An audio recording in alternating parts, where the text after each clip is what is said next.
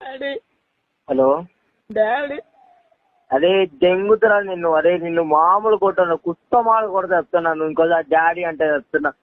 20 సంవత్సరాలు వచ్చాయి లంచడం, నాకు 20 సంవత్సరాలే వచ్చాయి. పెళ్లి కాలేదు, పిల్లి కాలేదు. నా మొట్ట నువ్వు నన్ను డాడీ అంటారు కదా. నువ్వు ఎవరికి పుట్టావు నువ్వు? డాడీ రీఛార్జ్ లేదు డాడీ.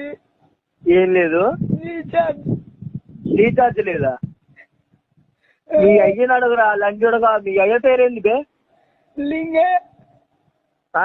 లింగన్న.